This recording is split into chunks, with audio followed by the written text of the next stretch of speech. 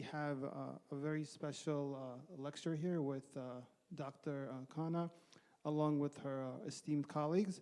Inshallah, tonight's lecture will be about behavioral health and addiction. This is in collaboration with St. Joseph's Hospital. So without further ado, I will pass it over to Dr. Khanna and her colleagues to get started.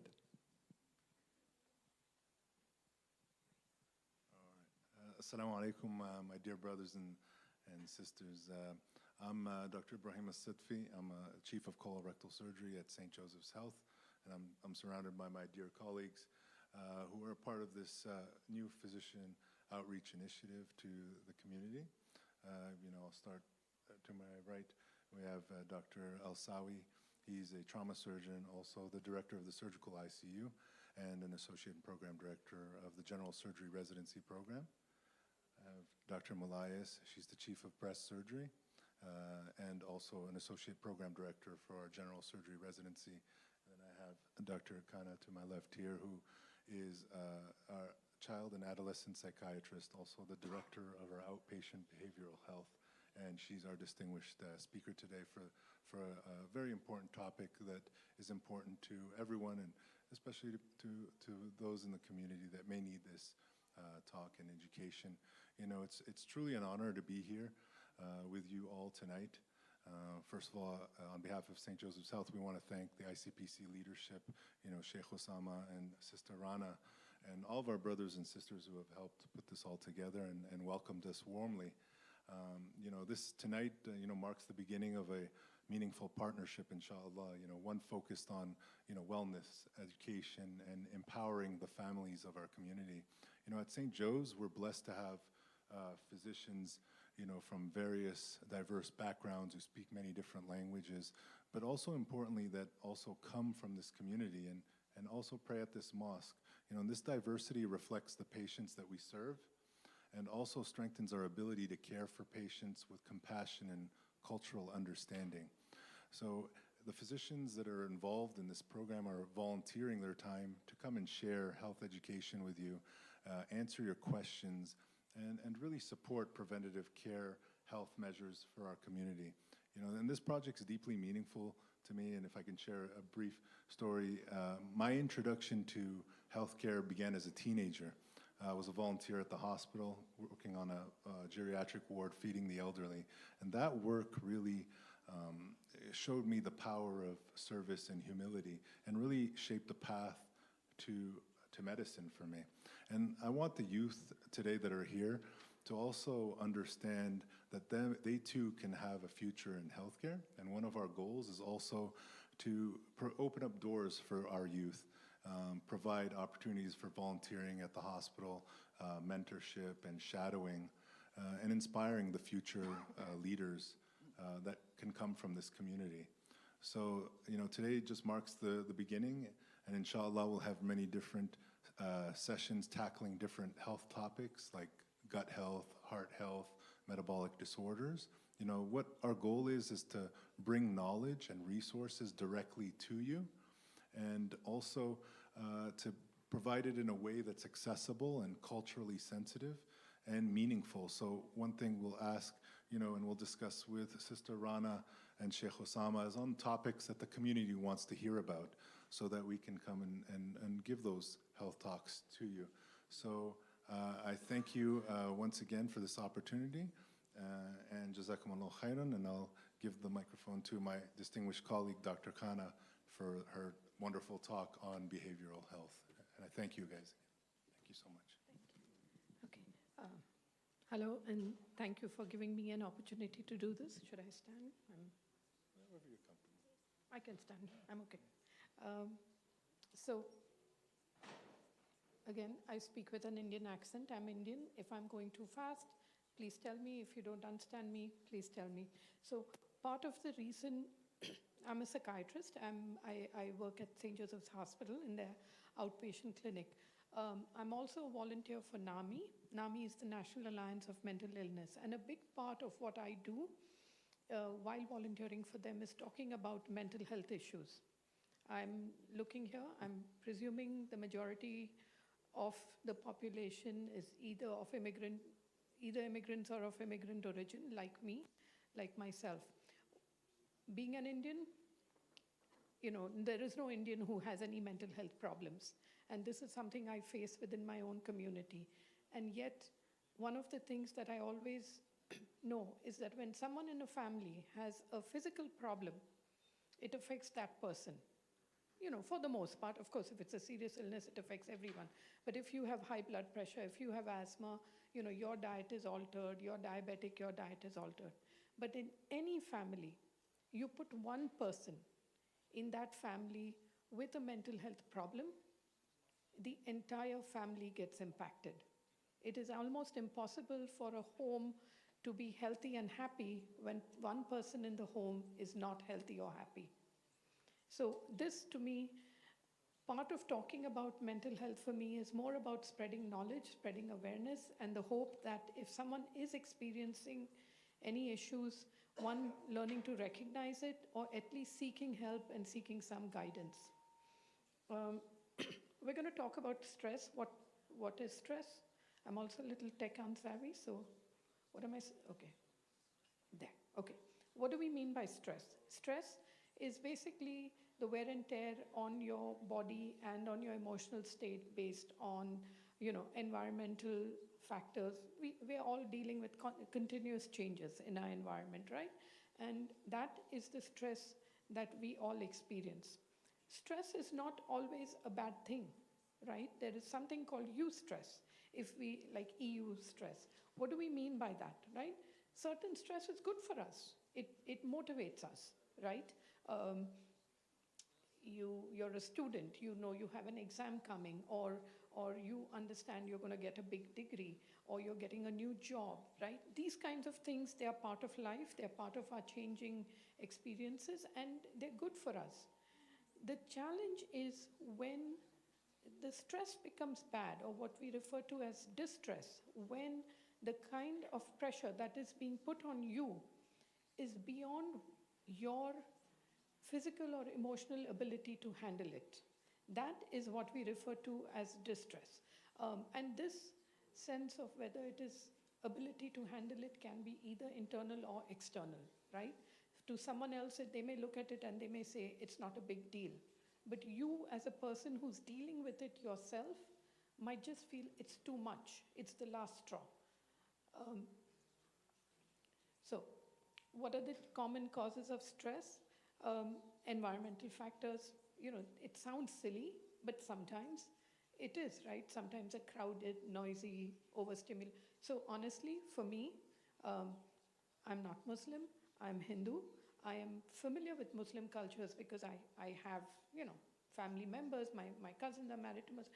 But coming in here, was it a little bit of a stress? Yes, because I didn't know, we had a whole discussion on me wearing the headscarf, but that's stress. Now again, it's a minor stress, it's handled, but things like that can add, right? So every stress is not to the same extent. There are minor, there are major stresses, right? Physical stress, right? Having poor health, having any kind of health conditions, pain, diet, you have poor habits, you sleep late, you don't eat properly, all of that is putting physical stress on your body. Social stress, right? You have too many demands on your calendar, you have obligations, maybe, religious obligations, family obligations, school obligations, work obligations, right? So there can be any number of stresses that people experience, right? If you're a student, the demands on you. If you're a working person, work-related stress, right? And a big part of what we always tend to not recognize is internal stress. We are all made up of emotions, right? At the end of the day, we all have our internal thought processes, our own value systems that no one else, even your best friend or even your parent or even your sibling, doesn't necessarily recognize. That internal stress that you put on yourself, that is also something that cannot be disregarded. Is there good things about having stress? Like I said before, it motivates us, it helps us achieve better. We set goals for ourselves, we try to achieve those goals. As a result of that, we achieve success. the self-esteem, it makes us feel good, makes us want to be part of a community. We build up better connections, right, within our society, within our community, within our professional lives.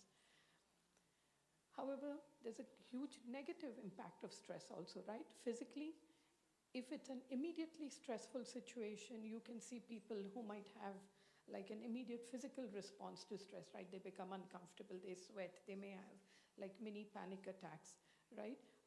Or sometimes when people are feeling overwhelmed, they can, like their instant reaction might be getting mad, getting angry, wanting to punch things, not, or an absolute instant physical reaction to feeling that stressful situation. Chronic stress, we know about, right? Chronic stress can impact your health, can cause high blood pressure, can cause diabetes. There's a whole lot of studies that we are aware that stress on your body causes an inflammatory state, which causes you to be susceptible to other illnesses, plenty of them, right? But I think, a lot of things we understand. There used to always be, like I'm sure people have heard this, right? They at least in my culture, there was always the thing, always give a pregnant woman what she wants, right? Never, if she wants a certain kind of food, if she wants something, just give it to her. People never understood the thought process behind it. They just know that that's what you're supposed to do. And in a way, I think the leaders, whether they were the scholars or whether they were the religious leaders, would promote this thought process to the lay person, and it became the culture. But there was always a scientific basis behind it, right? Today, there are actual studies, and we have seen that when a pregnant woman is stressed, when she's anxious or depressed or overwhelmed during pregnancy, there are enough studies that show long-term the children that are born have a higher risk of developing anxiety, depression, and other conditions also. So all these things that our ancestors probably taught us, and we just thought it was a practice, there was always a scientific basis to it, right? I also remember something as simple as, even in my thing, they would put it on religious terms, but like, I'm a Hindu, there are like 2,000 gods in Hindus, so it would be, fast on this day for this particular god, or fast on that day for that particular god. But what was the thought process behind it? Your body needs to take a break from eating too much, right? Occasionally detoxifying your body is a good thing. So there was always a scientific basis to these thought processes that we are understanding more now. Should I be talking softly? This is echoing. Is that okay? A little softer? Okay. I know my husband always tells me I talk too loudly. So, okay. Emotional impact of too much stress. Mood swings, irritability. I can be heard, right? Yeah. Mood swings, irritability, feeling sad, anxiety, constantly feeling anxious, overwhelmed, drained, inability to enjoy activities, constant feeling of hopelessness. Now, if you look at any of these symptoms, none of these symptoms by themselves are abnormal, right? All of us at all times cannot be feeling happy and joyful and, no, we've all had times when you may be a little sad, you may be a little irritable, you may be upset, you may be tired. That's not what we are talking about. These are normal emotions that happen to everyone. The problem is if these emotions happen a lot, or they happen all the time, then you need to start paying attention. What happens when you are stressed or you are feeling the secondary impact of stress, right? Commonly, the biggest impact, as I've said, put one family member that is not feeling good, it impacts the family. Relationships get impacted. Communication gets impacted. Marriages are affected. When marriages get affected, invariably, other relationships, the relationship with the children. Children are exposed to parents fighting or parents having cold wars. Either which way, it's not healthy, right? Communication stops. A lot of times, the person who's feeling overwhelmed always feels other people don't understand what I'm going through, right? And this could be on both sides. A lot of times from from the men, I will hear, well, I work, I go out, I have to deal with AB, I have to deal with all these things. A lot of women who may be housewives are like, well, come stay home, right? It's 10 times worse. Sometimes almost going to work gives you a break from the stresses of being in the home because it's like routine. Like who enjoys getting up every morning, cleaning, cooking, vacuuming, preparing meals, washing dishes, washing clothes, and then the next day you're doing the same thing all over again and it's expected to be done with joy. Like there is really no pleasure in it. You just do it because it's something that needs to be done. So sometimes even feeling unappreciated for the things that you're doing gets to people, right? What also tends to happen is when people are experiencing a lot of stress, not only their family relations get severed, their relationships outside the home get impacted, right? Because people, you can occasionally miss things. You can occasionally say, oh, I'm not coming here, I'm not coming there. And people will tolerate it a few times. But if you keep doing it, after a point, people start leaving you alone because there's only so much they can do for you, right? So understanding being part of a community is healthy for all of us, right? For children, and I work a lot with children, what we see is they start falling back, right? Children that have been doing well in school start failing classes, start getting into trouble at school, or sometimes their behaviors, right? This kid is doing well. In very severe cases, they can even like start wetting the bed. They can, start acting like babies, right? Like they're what we call regression of their milestones. And if you are the person that's stressed, but you don't recognize it and not, can I be heard? Oh, you can't hear, I'm so sorry. You can.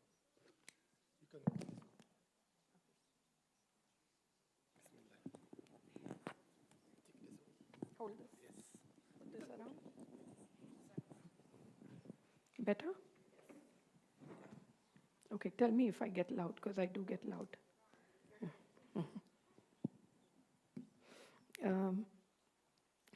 Even for the person who's feeling stressed, what happens to family members? Yes, you may be the person who's feeling it. If you choose to do nothing about it, after a point, even the people around you who may understand what you're going through, or they feel, after a point, they get tired of it, right? You can only be so supportive of another person, even if it's your spouse, even if you understand their situation. It gets exhausting for other family members because you won't take care of yourself, you won't get the help you need, and you expect them to put up with your bad mood at all times, right? Question, who is responsible for identifying your stress? Yourself, right? So I'm glad this came from the women's side because whether you'll like it or not, I do believe women are emotionally a lot more astute than men are. So you are responsible, right? These, what we're talking about, are basics of how to manage stress. Very basic, make sure you get good sleep, you eat healthy, you have a good diet, don't spend a lot of time on screens. Having said this, like we are all, including adults, including me, we are all, we've all become like tied to our screens all the time. And if we don't change this is impacting us and the way we feel, right? A lot of the kids, especially the ones that I work with now, teenagers, are constantly in a state of anxiety because they're comparing themselves with everything else around that's happening, right? And maintaining work-life balance, maintaining friendships, very important, extremely important. Social connections actually help to reduce stress because the reality is, when you talk to friends can give you feedback. It's sometimes a place to vent, right? Where you can just vent and they can give you a different opinion or give you support, whatever you need. Women are much better at this than men are. Women naturally are more social and usually create their own support network. Men tend not to. And I would encourage even the men you may have friends, but create a smaller, safer group of friends that you feel comfortable sharing. And sometimes that person can be like a mentor or even an older person, but you should feel comfortable talking to someone about the difficulties you're experiencing. And obviously maintaining a balance between work and your family. This, when I say who's responsible for identifying your stress, it's you. So how do you look at identifying, right? Self-monitoring, take care of your symptoms. Having an occasional headache, having an occasional stomachache, having occasional symptoms is fine. If it's happening a lot, address it, right? Maybe it is something physical, or maybe there's an emotional factor contributing to your physical symptoms. And we are more and more aware that it tends to happen, right? It's what we call psychosomatic symptoms. Address it. Don't keep ignoring your physical health. I think as we all get older, the old saying, health is wealth, right? You can be as rich, but if you don't have a good body and you're not healthy, the riches just don't matter. So take care of your physical health. Secondly, if people around you are telling you you're irritable, you look sad, you look this thing, don't ignore it. I usually find, no, I'm fine. I was going through this. But if the people you care about, if people who have known you for a while are pointing this out to you, try not to ignore it. They're not entertaining themselves by saying that to you. Firstly, it would have been uncomfortable for them to even bring it up to you. And if they're saying it, it's because they care and they want you to pay attention to yourself. So try and explore further if someone is telling you that. The other thing, and which is a good indication of whether you're okay or not, and this, I will say this more for the men than the women, but actually even women. For a lot of times when people are anxious or stressed, they become irritable, right? They're edgy. The littlest of things, they become react and they're snapping. So what happens is now your entire family, even or your wife or your children or your colleagues, even your friends, everyone's careful in the way they interact with you. If that's what people are doing around you, something's wrong, right? None of us wants, yes, they may be quiet, but it's not a healthy quiet. It's not a comfortable quiet. And pay attention when people are kind of, have to be careful that you're not going to get upset easily. As I said, identify the things that stress you out. We went over the list of potential factors, identify it, and figure out what it is that's doing that to you, right? Now, we talk of the 4 A's of handling stress.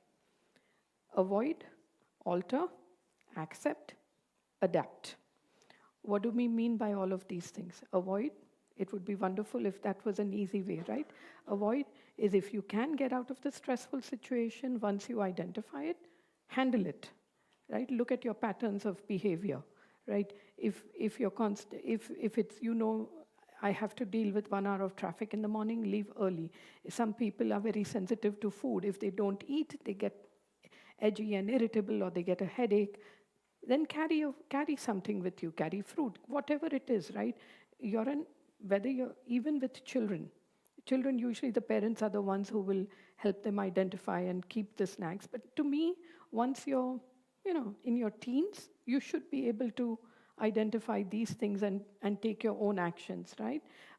If you find every morning, because you're rushing, the whole household is getting stressed out, iron your clothes, put out your things, put out your bags, put out your school bags, all of it, right? Sometimes we overextend ourselves, right? And where we want to do too many things. If that's the case, trim down your list. This is more on an emotional level. Reassess your values, right? Sometimes we all, in trying to do too many things, we want to please everyone. Doesn't work. You're never going to please everyone, right? So at some point, you have to simplify it to who are the people that really matter in your life and who are the people whom you have to maintain the best relations with, right? And just a clue, it's not outside your home. And obviously, you're never going to please everyone, so don't worry about that part of it, right? alter.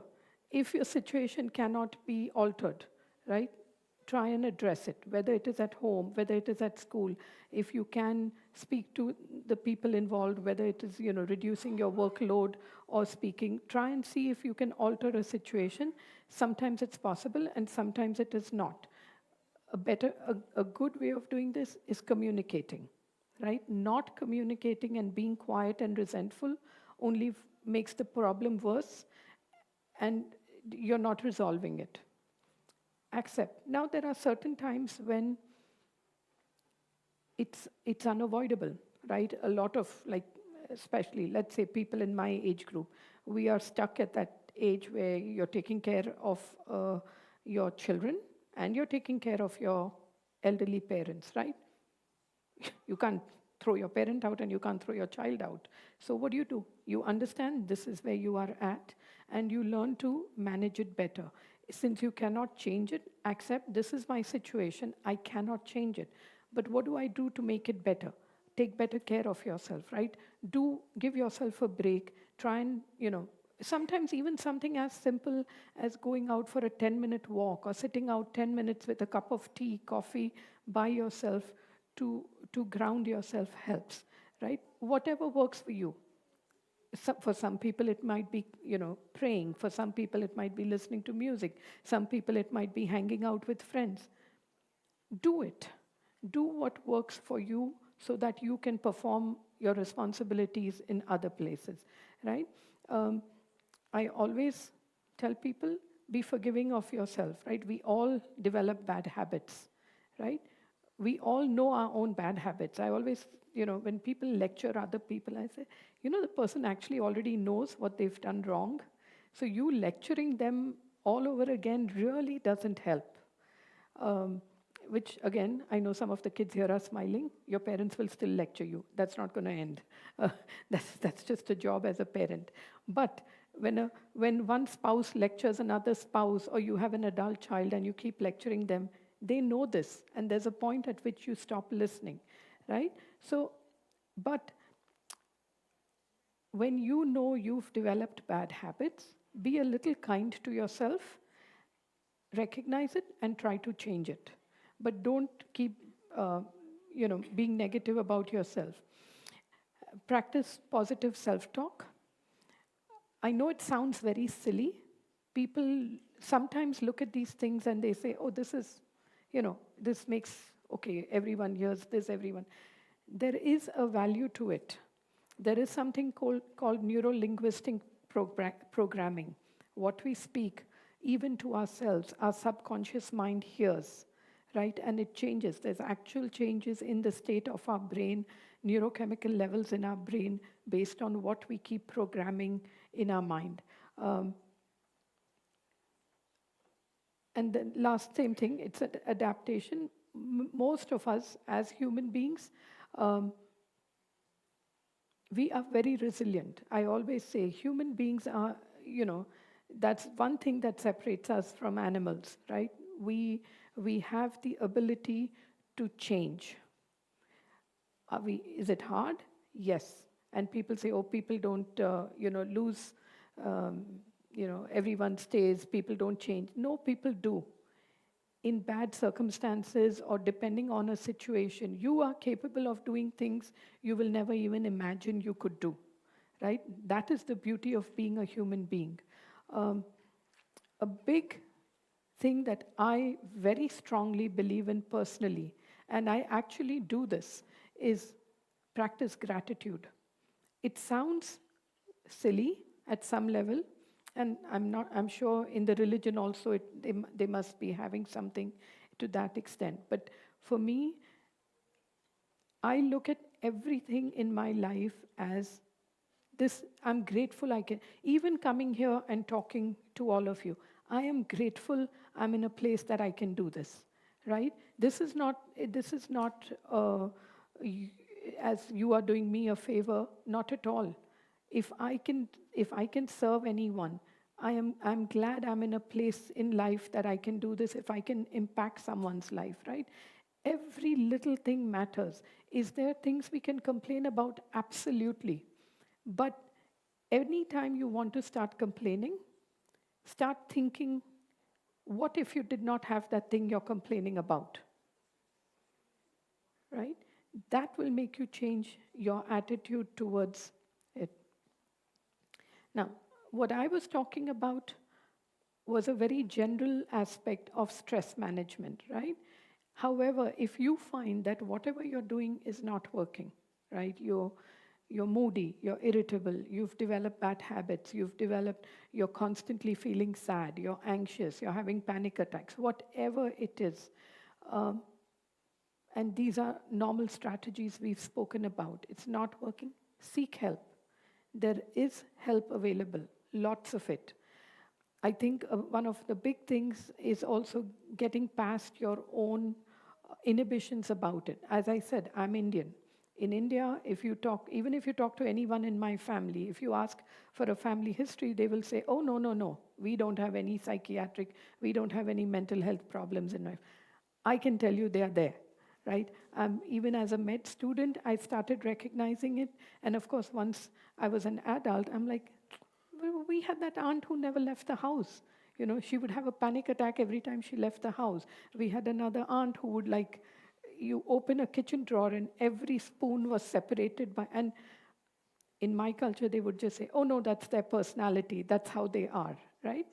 But these were actual conditions that should have been addressed and treated, because what we didn't realize is the impact it is taking on their family members, right?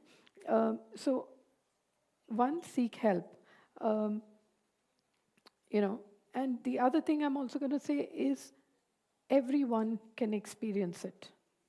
Everyone experiences stress. Everyone can have a reaction to it. Don't minimize another person's experience because it is different from your own, right? Commonly, I will hear older people say, well, you don't know what I have been through, right? I had to immigrate, I didn't speak the language, I didn't have any money when I came into this country.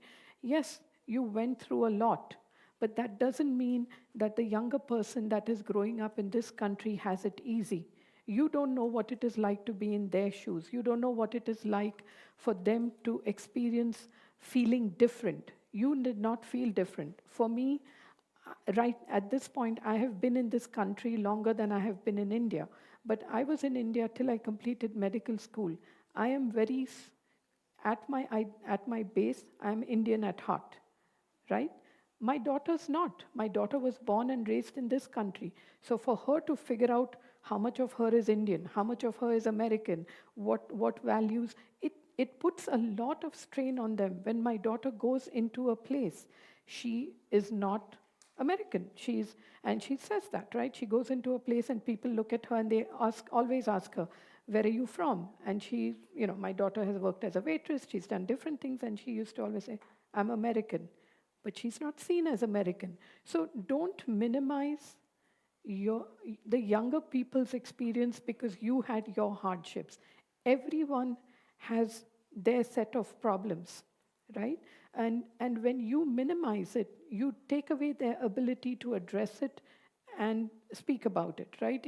I know in my culture, there's a whole thing of, there's always, especially because we used to work with a lot of ladies, from kind of low-income families. And I would always have the people say, well, you're married, you have children, and you have a roof over your head. What's your problem, right? But that's a very simple way of looking at life, right?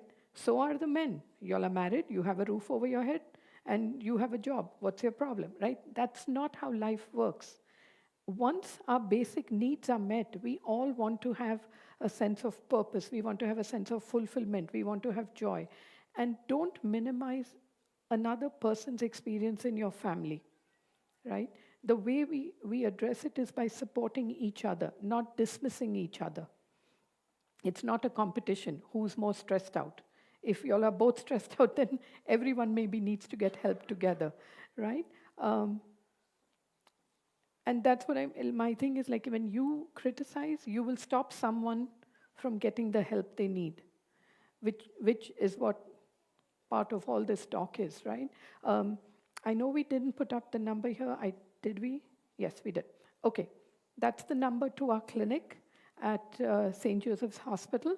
If anyone is interested in seeking services, we provide both for adult and children, up to 5 and up. If you can't see, it's 973-754-4762 or 973-754-4772.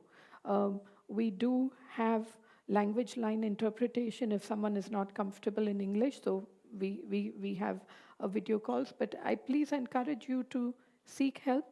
Look, sometimes people say, oh, maybe it's minor. Maybe it is minor. As physicians, we are not looking to treat someone who really doesn't have a major issue. Sometimes people come and we'll tell them, okay, but let's wait, right? We don't think it's that big a deal. So, because I know sometimes families criticize and say, oh, they want to treat everyone, they want to put everyone on medication.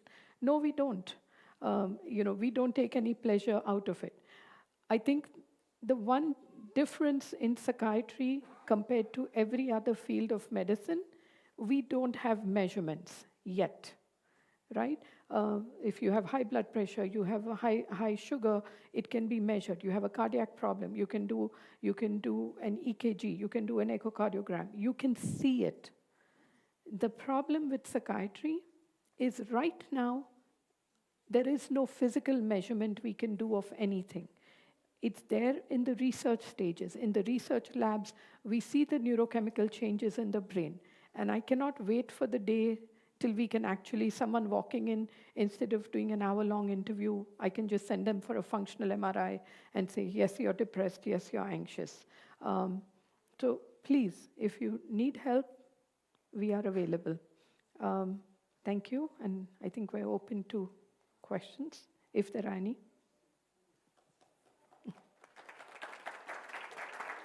Okay.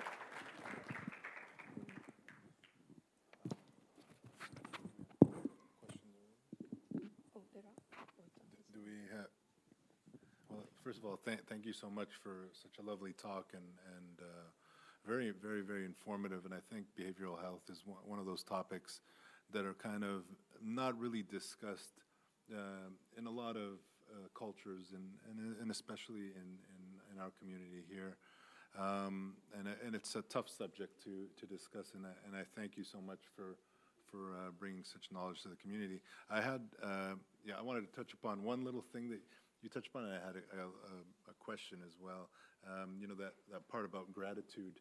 In our culture, we say Alhamdulillah, so it's all praises due to God, and it's something that we practice even when you have a tough moment, and even in the good moments, we say Alhamdulillah. So that gratitude portion is something very important that you mentioned, and I appreciated that. The one question, while we wait for the questions to come from the online, it had to do with social media. You touched about that topic, and I'm the father of 2 kids, but they're young. They're 4 and 2. So, but they're starting to get on the iPad, and they're starting to want to play on my phone. What advice do you give to kind of the teenagers on how to handle kind of those pressures or societal pressures that come through social media, and how would you advise parents on how to guide children with social media and those issues that come from that? So, can you hear me? Do I need a mic? I need a mic. Okay. So as I was saying, right, this is some of the challenges that the young people today are facing. When I was growing up, if you had to look up to someone, it was usually someone that was many years older than you, was a cricketer or a film star, and they made tons of money and they had fancy cars. Like it was unrealistic. It was not something you could, maybe 1% or not even that of the population might get there. Unfortunately, what is happening today on social media for the young people is everyone is making TikTok videos and they're becoming YouTubers, and the young people are getting fascinated with their views, right? They are becoming preoccupied with it, and trying to help people understand that what they see is fake, right? And now, fortunately, there are a lot of movies also made by the same people who have gone through these experiences who will tell you how fake it was. I would suggest limit time.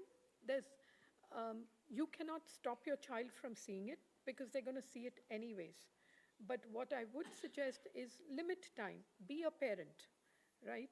A lot of times, in an effort to be a, sometimes parents get confused in their role and they want to be friends. You are still a parent. That is what your child needs from you. They will have plenty of friends in the world, hopefully.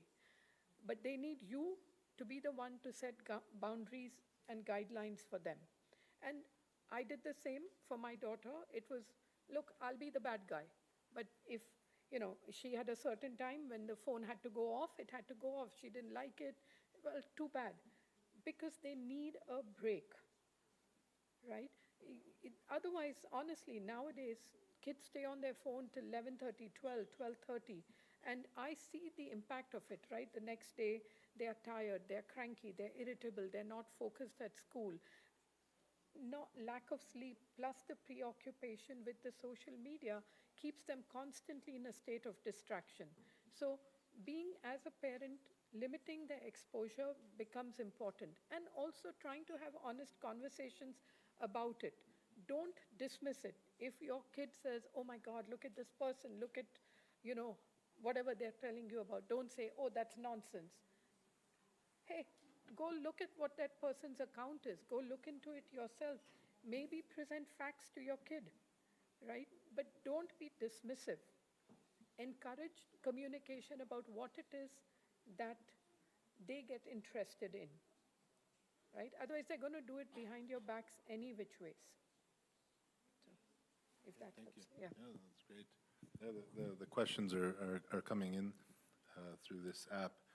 There's a lot of very interesting questions. I'm going to try to kind of group the themes because some of them are kind of around, surrounding the same topic. So the first one has to do with narcissism. They asked, can you go over narcissism and how can you address narcissistic people that are in your life, and especially family members, refusal to apologize and not communicate with the rest of the family? That is a very broad question. And unfortunately, well, people now are recognizing more about narcissism. You can't hear me? Okay, that's a really broad topic. I think, as I said earlier, you, I know.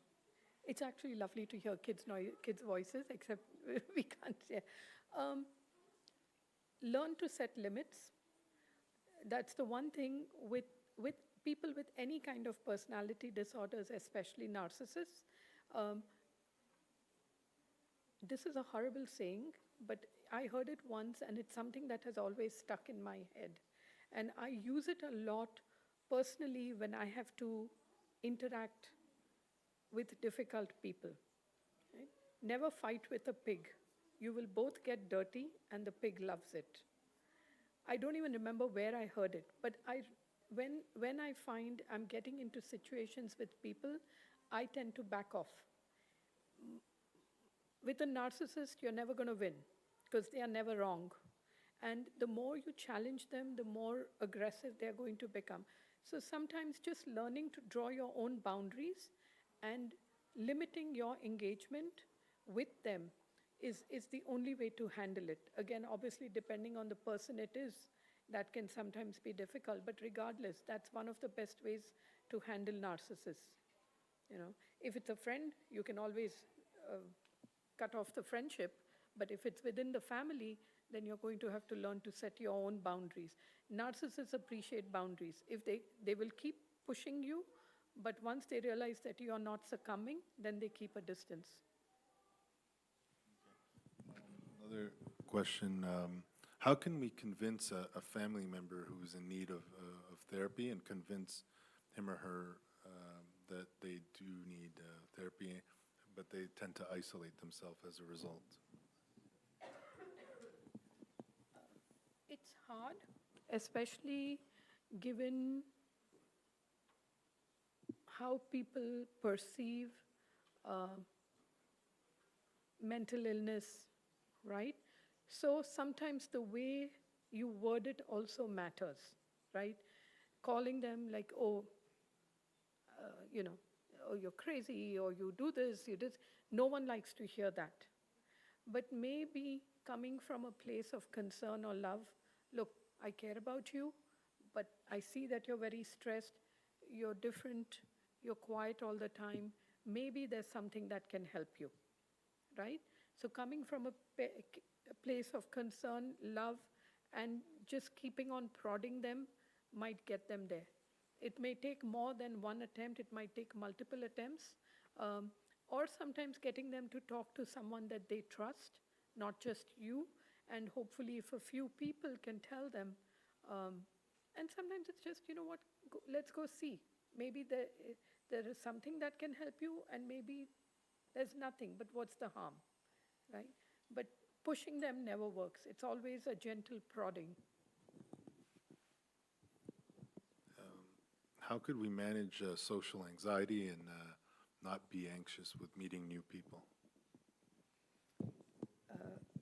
Sorry. So that is a very broad question. One, I always tell people, everyone is anxious in new settings. Everyone. It doesn't matter who the person is, how old they are, whether you're a little child or you're a grown adult. When you are in a new setting, it's not familiar. We all have a little anxiety. The one way of dealing with social anxiety is to keep doing it despite the anxiety, right? You have two choices. Either you can challenge your anxiety and go into the social situation, or you can remain isolated and not go into that social situation. The problem with remaining isolated or not facing the situation is you are suppressing your own abilities, right? What you can be, whether it's an educational setting or a work setting or a social setting, right? Who you can be gets suppressed. The other part that happens, that when we avoid the things that make us anxious, our anxiety actually increases.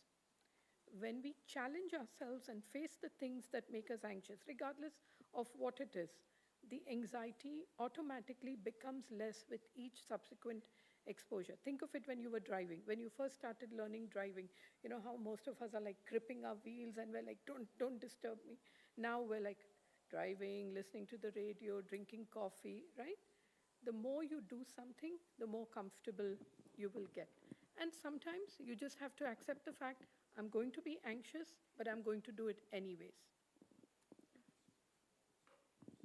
Thank you. I think this has to do with anxieties. There's a few kind of similar questions, so I'm going to group them about feeling kind of anxiety regarding not, I guess regarding perfectionism and not feeling good enough and compared to peers and how to deal with kind of imposter syndrome.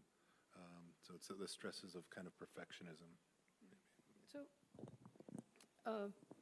right there in the question was part of your answer. We always say when your perfectionism is the enemy of good enough, right? Sometimes in trying to be perfect, we end up getting paralyzed. If you realize that good enough will actually allow you to achieve more than being a perfectionist ever will. Sometimes when people push themselves to be perfectionists, they end up achieving nothing. But if you can accept that, you know what, this will work, it helps. I know there are a lot of questions coming up about anxiety. So what is an interesting fact is anxiety is actually the most common medical condition.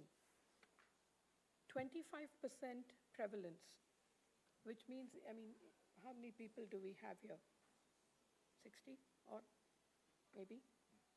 So about 15 people in this room will actually meet criteria for an anxiety disorder, a diagnosable anxiety disorder, right? Anxiety is the most common medical condition. unfortunately, most people will present with psychosomatic conditions, headaches, stomach aches, asthma, a lot of other things, right? Um, we spoke a little bit about the techniques of managing anxiety. However, if you find that the anxiety is paralyzing you or is not allowing you to be your best, consider therapy. Cognitive behavioral therapy is one of the most established forms of treatment for anxiety. Besides the therapy itself, there is medication that we use. Um, Again, I tell people medication is not cast in stone, right? It doesn't mean once we put you on a medication, you're on it forever, right? As your symptoms get better, as your own personal abilities to deal with it get better, the medication will be lowered and reduced. Maturity comes in, lots of things change, right? But if you had asthma or you had a seizure, you wouldn't even hesitate for a second if someone suggested, try this medicine, right? Even for parents, right? Your kid has a seizure in front of you, you will immediately treat it. But when it comes to anxiety, depression, people tend to avoid it. As I said, we don't have a measurement. So, Just to kind of tag along that theme of anxiety, can you share with the audience any cognitive behavioral therapy techniques that one can apply, by themselves, or and how can you, and what advice would you give someone on how to kind of obtain help, like professional help? so some of the basic techniques of handling anxiety was a lot of what we went over the slide. I know it looked basic, but it's also that, right? Recognize what is going on. Is it an external factor? Is it an internal factor causing the anxiety? The other thing that we did not cover in this, because we were talking more general, are you prone to anxiety? Is there a very strong family history of anxiety? People like that are more prone to anxiety. Basic management of anxiety: get good sleep. People think it's silly, but actually getting a good 6 to 8 hours of sleep at a regular time, like at night, not sleeping from, a lot of kids say, oh, they fall asleep at 4 and they wake up at 12. That's clashing with your body's natural circadian rhythm. So getting enough sleep, making sure you eat healthy, making sure you get exercise, making sure you expose yourself to like direct sunlight, reducing screen time, reducing caffeine intake. All of these, while they sound very basic, actually work. Finding things that relax you, whatever it is, whether it is, dance, music, exercise, prayer. Prayer actually has been found, people who have a strong spiritual or religious belief actually do better with medical outcomes than people who don't. So these little things matter. So this is part of your own handling of your anxiety. The other things that we spoke about, right? When you notice you're thinking negative, tell people, try and stop, right? Be aware, stop, and practice gratitude. I always tell people, like, if you can every single day write down 3 things you're grateful for, and it can be the same 3 things it doesn't matter. But we then become aware of what we have, right? So think of it like this. When you have a garden or you have a piece of land, even a road that is not being used, should be fine. Nothing should happen to it. But what will happen? The tar will crack, weeds will come out. You leave a piece of land unattended, weeds will start growing. Our minds naturally are prone to think negative. It's just the way, unfortunately, the human mind is. Thinking positive is like taking care of a garden. It's constant daily practice. And it works if you can actually do it. Thank you. We should be kind of wrapping up. There's a lot of there's a lot of questions that are coming up, and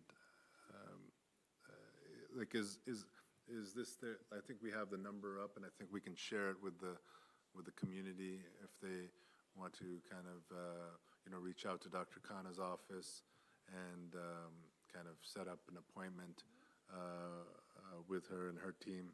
I think we'll go from there. I wanted to say that we have some information here, some handouts, especially something for the youth. How to get in, volunteering, or if you want to get in touch. We're also, one of our physician assistants from the cardiothoracic team is working on a shadowing program. And I just wanted to give my two colleagues on the right just a brief kind of moment to talk to you guys, just to tell you a little bit about the program that we're trying to do here. So actually, I've done this before at the ICPC in the Patterson campus. I've given lectures on breast health and breast cancer and screening guidelines, so I'll be more than happy to give a talk here. And I can give you an insight on what we offer at St. Joseph, all kinds of treatments for benign and malignant disease as well. Guy, you have my cards in here, so if anybody wants to talk to me, my information are there. And I'll give you my cell number so you can contact me directly. Okay? Assalamu alaikum.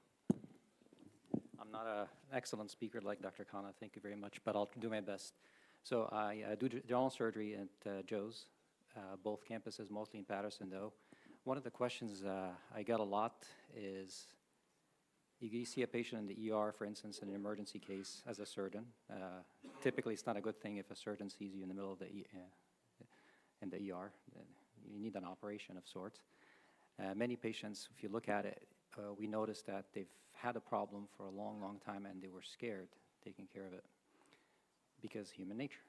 If it ain't broke, don't fix it until it breaks. And people come in when their diseases are very advanced. That goes for all medical problems, not just surgical problems. So one thing I urge our community here is, if you have a problem, definitely, and you have a good relationship with your family physician, please share it with them. Be surprised how many patients hide things from their doctors because they're scared of what the doctors are going to tell them. So, and they wait too long until it's an emergency, and that's where we get involved. So please take care of yourself, following the theme tonight. And if you have a surgical disease, for instance, as a surgeon, I can talk more, comfortably more about surgery. Share it with your doctor. They can certainly reach out to whoever surgeon, not us. I'm not here to advertise us. But if you don't have a surgeon and you have a surgical consultation, you have a question, by all means, please reach out to either through your doctor or through our clinic directly. And we can certainly share with you, inshallah, the phone numbers for our surgical specialty clinics. We see patients in Patterson, in Wayne, and in Total. So there are different venues you can see us, inshallah. And other questions I get from patients in the ER is, well, how am I going to afford this? That's a very common question. If you're blessed, alhamdulillah, with some health insurance, it's less of a concern. But even if you don't have enough insurance or no insurance at all, it's still not the end of the world. Joe's, alhamdulillah, it is a non-for-profit, what we call a safety net hospital, meaning we don't say no to anyone, okay? If you need advice like how to establish some type of program to pay for services so you can take care of yourself at any level, whether it's mental or physical, I have here a couple of pamphlets that we got from what is called the Charity Care Office in our hospital. You can certainly call them or email them, make an appointment, and go talk to them. You have nothing to lose. Just tell them your situation, and you have this issue, and you definitely need a doctor, but you cannot afford it. What can Joe's help you with? Alhamdulillah, we do have resources. Don't wait until it's an emergency. And there's another program that is a non-for-profit organization. That I have a QR code here. You can scan it and go to their website. It's Health Coalition of Passaic County, HCPC. It's a non-for-profit organization also that if you go on their website, you'll see the services they offer. They do actually have an office also on our campus. You can talk to them. They offer so many services, other even than medical, social, maybe help you with rent or other issues, food, things like that. If you need help or you know someone who needs help, it doesn't have to be here. If you know someone who needs help, alhamdulillah, we're blessed that our hospital can assist. And again, I just left a couple of pamphlets here. If you have more information, inshallah, I can try to find it and email it to Sister. Jazakallah khair. Allah. I just want to add something. This is for my sisters here. So anybody with any kind of breast issues, whether it's benign or malignant or you don't know, please do not wait. We do have programs at St. Joseph that, before applying to charity care, if there's a problem, there is something called Seed or Rainbow of Hope, where you will get the full workup. And if there's a diagnosis, if there's an issue that requires further treatment, like surgical services, then we can apply for charity care, and there's plenty of people at St. Joe's that will direct you to the office.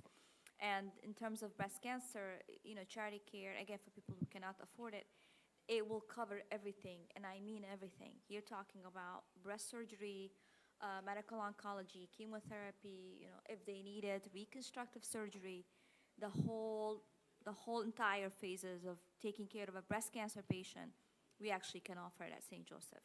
So just not having an insurance should not really delay you. If you have a problem, please speak up, look up. There are resources and there are help available.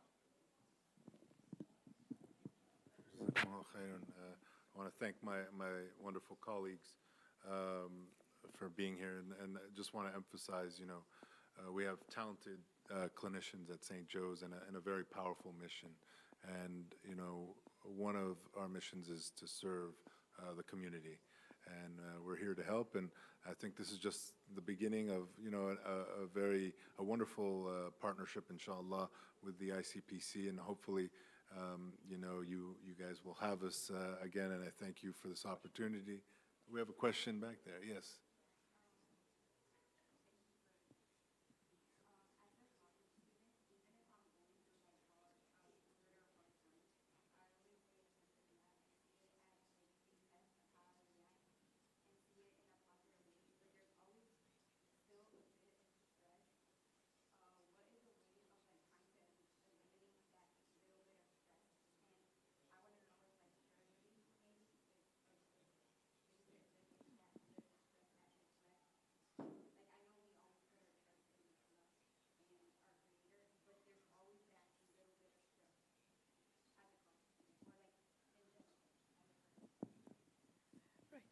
And I think what you are suggesting is a good thing, right?